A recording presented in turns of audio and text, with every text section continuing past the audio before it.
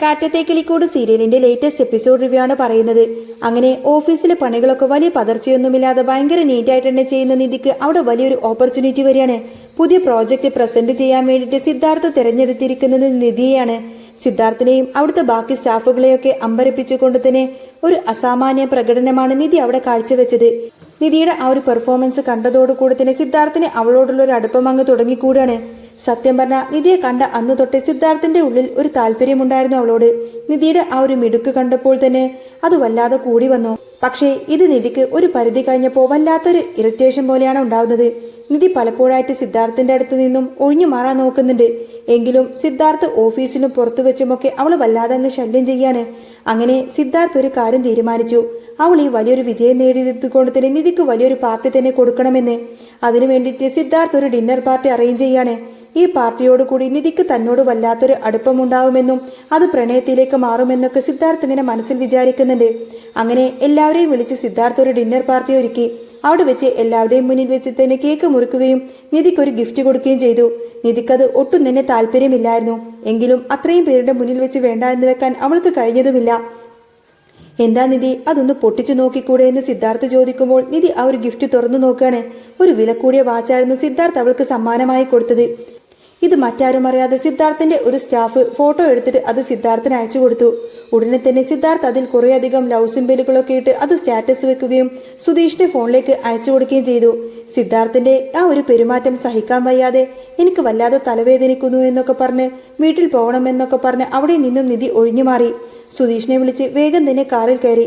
എന്താ നിധി, എന്തു പറ്റി, നീ എന്താ ഇങ്ങനെ ആകെ വിഷമിച്ചിരിക്കുന്നത് എന്ന് സുധീഷ് ചോദിക്കുമ്പോൾ ഒന്നുമില്ല സുധീഷെ, നമുക്ക് വീട്ടിലേക്ക് പോവാമെന്ന് തന്നെ അവൾ പറഞ്ഞു. കാർ എടുക്കാൻ തുടങ്ങുമ്പോഴാണ് സിദ്ധാർത്ഥ് പുറത്തേക്ക് വന്ന് സുധീഷിനെ വിളിക്കുന്നത്.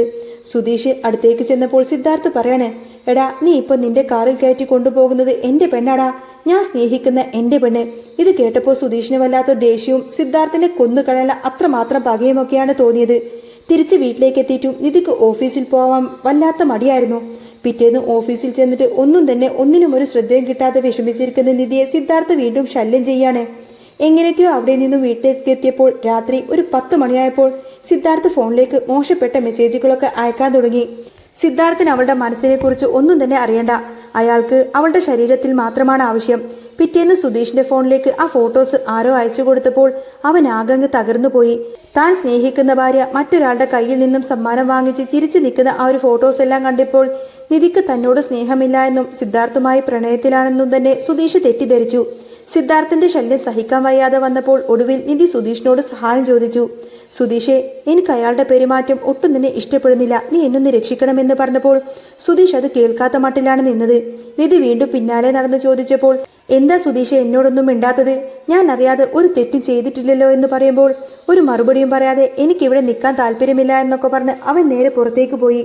കിച്ചണിൽ സുഭാഷും ഹരീഷും ഒക്കെ നിൽക്കുന്ന സമയത്തിന് അവർക്കൊന്നും തന്റെ സങ്കടം മനസ്സിലാവാതിരിക്കാൻ വേണ്ടി അവൾ ചിരിച്ചുകൊണ്ട് തന്നെ സംസാരിച്ചു.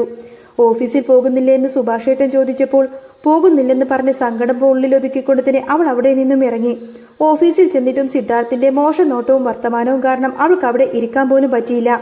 തിരികെ വന്ന് സുധീഷിനോട് എന്നെ ഒന്ന് സഹായിക്കുമോ എന്ന് ചോദിച്ചപ്പോൾ സുധീഷ് അവളെ കുറ്റപ്പെടുത്തുകയാണ് ചെയ്തത്. ഞാനൊരു ടാക്സി ഡ്രൈവറല്ലേ, നിനക്ക് ചേരുന്നത് നിന്റെ മുതലാളിയായ സിദ്ധാർത്ഥ് തന്നെയാണ് എന്നൊക്കെ അവൻ വിഷമത്തോടെ പറഞ്ഞു. നിധിക്കത് കേട്ടപ്പോൾ വല്ലാത്ത സങ്കടമായി. സുധീഷെ, നീ എന്നെ ഒന്ന് മനസ്സിലാക്ക്, ഞാനൊന്നും അറിഞ്ഞിട്ടില്ല എന്ന് അവൾ പറയുമ്പോഴാണ് സുധീഷ് ആ ഒരു ഫോട്ടോ അവൾക്ക് കാണിച്ചു കൊടുക്കുന്നത്.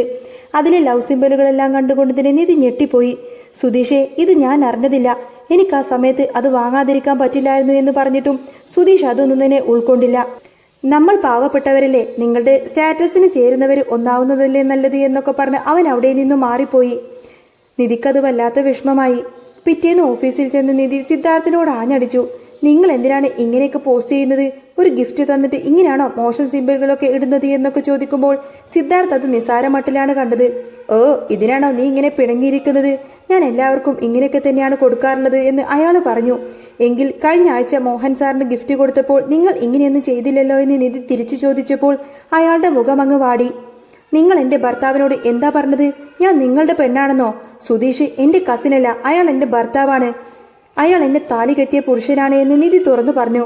അത് കേട്ടപ്പോൾ സിദ്ധാർത്ഥ് ആകെ ഞെട്ടിപ്പോയി. എന്ത്, നീ എന്നെ പറ്റിക്കാൻ വേണ്ടി കള്ളം പറയല്ലേ എന്ന് അയാൾ ചോദിക്കുമ്പോൾ നിധി അവരുടെ കല്യാണ ഫോട്ടോ എടുത്ത് കാണിച്ചു കൊടുത്തു. ഒരു ഭർത്താവിന്റെ മുഖത്ത് നോക്കിയിട്ട് ഇങ്ങനെയാണോ സംസാരിക്കേണ്ടത്? സുധീഷ് നിങ്ങളെ ഒന്നും ചെയ്യാത്തത് നിങ്ങളുടെ ഭാഗ്യമാണെന്ന് കരുതിയാൽ മതിയെന്നൊക്കെ അവൾ തീർത്തും അങ്ങ് പറഞ്ഞു. സിദ്ധാർത്ഥ് നാണം കെട്ട് തല കുനിച്ച് നിന്നുപോയി.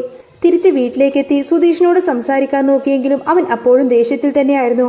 നിധി സങ്കടം കൊണ്ട് മുറിയിൽ കയറി അങ്ങ് വാതിലടച്ചു. പിറ്റേന്ന് സുഭാഷും ഒരു എഞ്ചിനീയറും കൂടി നിൽക്കുന്നിടത്തേക്ക് സിദ്ധാർത്ഥ് നടന്നു വന്നു.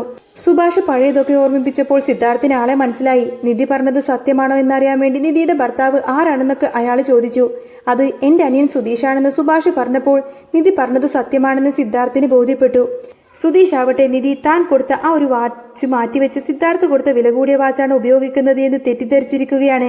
പക്ഷേ നിധി ഇപ്പോഴും സുധീഷ് കൊടുത്ത ആ ഒരു പഴയ വാച്ച് തന്നെയാണ് ഉപയോഗിക്കുന്നത്. സിദ്ധാർത്ഥിന് തന്റെ തെറ്റ് ബോധ്യപ്പെട്ടുവെങ്കിലും സുധീഷിന്റെ ഉള്ളിലെ ആ ഒരു കനലൊന്നും അണഞ്ഞിരുന്നില്ല.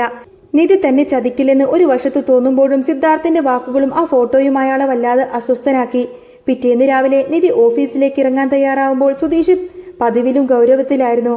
നിധി അയാളുടെ അടുത്തേക്ക് ചെന്നുകൊണ്ട് തന്നെ പതിയെ പറഞ്ഞു, സുധീഷേ, ഞാൻ ഇന്ന് ഓഫീസിലേക്ക് പോകുന്നില്ല. എനിക്കിനി അവിടെ ജോലി ചെയ്യണ്ട. ആ വാച്ച് ഞാൻ തിരിച്ചു കൊടുക്കാൻ തന്നെ തീരുമാനിച്ചു. ഇത് കേട്ട സുധീഷ് ഒന്ന് നിന്നു. പക്ഷേ ഒന്നും മിണ്ടിയില്ല. നിധി ആ വിലക്കൂടിയ വാച്ച് ഒരു കവറിലാക്കി സുധീഷിന്റെ കയ്യിൽ കൊടുത്തു. ഇത് അയാളെ ഏൽപ്പിക്കാൻ എനിക്ക് വയ്യ. സുധീഷ് ഇതൊന്ന് അവിടെ കൊണ്ടുപോയി കൊടുക്കാമോ? എന്നിട്ട് അയാളോട് പറയണം എനിക്കിതിനേക്കാൾ വിലയുള്ളത് എന്റെ ഭർത്താവാണെന്ന്. എനിക്ക് തന്ന ഈ പഴയ വാച്ചിലാണ് എനിക്ക് വിലയുള്ളത് എന്ന്. നിധി തന്റെ കൈത്തണ്ടയിലെ ആ ഒരു പഴയ വാച്ച് കാണിച്ചുകൊണ്ട് തന്നെ പറഞ്ഞു. സുധീഷിന്റെ ഉള്ളിലെ മഞ്ഞുരുകാൻ തുടങ്ങിയത് ആ ഒരു നിമിഷമായിരുന്നു. അവൻ ആ കവറുമായി നേരെ സിദ്ധാർത്ഥിന്റെ ഓഫീസിലേക്ക് കയറി ചെന്നു. സിദ്ധാർത്ഥ് തന്റെ ക്യാബിനിലിരിക്കുന്നുണ്ടായിരുന്നു. സുധീഷിനെ കണ്ടപ്പോൾ അയാൾക്ക് വല്ലാത്തൊരു ജാള്യത തോന്നി. സുധീഷ് ആ വാച്ച് മേശപ്പുറത്ത് വെച്ചുകൊണ്ട് തന്നെ പറഞ്ഞു, സർ, ഇത് നിധി എനിക്ക് തന്നുവിട്ടതാണ്. പിന്നെ ഒരു കാര്യം കൂടി, മറ്റൊരാളുടെ കുടുംബത്തിലേക്ക് കണ്ണു വെക്കുന്നതിന് മുൻപ് ഒരു നിമിഷമൊന്ന് ആലോചിക്കണം. നിധിക്ക് സാറിന്റെ ഈ പണമോ പദവിയോ ഒന്നുമല്ല വലുത്, എന്നോടുള്ള സ്നേഹം തന്നെയാണ്. ഞാൻ അവളുടെ ഭർത്താവാണ്. സിദ്ധാർത്ഥ നേരം ഒന്നും മിണ്ടാതെയിരുന്നു. അയാൾ തന്റെ തെറ്റ് പൂർണ്ണമായും മനസ്സിലാക്കിയിരുന്നു. സുധീഷ് അവിടെ നിന്നും ഇറങ്ങി നേരെ വീട്ടിലേക്ക് പോയി. വാതിൽ തുറന്നപ്പോൾ നിധി അവിടെ കാത്തിരിക്കുന്നുണ്ടായിരുന്നു. സുധീഷ് അവളുടെ അടുത്തേക്ക് ചെന്ന് ആ പഴയ വാച്ചിൽ തൊട്ടുകൊണ്ട് പറഞ്ഞു, സോറി നിധി, എനിക്ക് നിന്നെ മനസ്സിലാക്കാൻ ഞാൻ വൈകിപ്പോയി. നിധി ചിരിച്ചുകൊണ്ട് സുധീഷിന്റെ തോളിൽ ചായ്ഞ്ഞു. സിദ്ധാർത്ഥിന്റെ ആ ഒരു അധ്യായം അവിടെ തന്നെ അവസാനിച്ചു. കാറ്റത്തെ കിളിക്കൂടി വീണ്ടും ശാന്തമായി. അവർക്കിടയിലെ സ്നേഹം പഴയതിനേക്കാൾ കൂടുതൽ കരുത്താർജിച്ചു.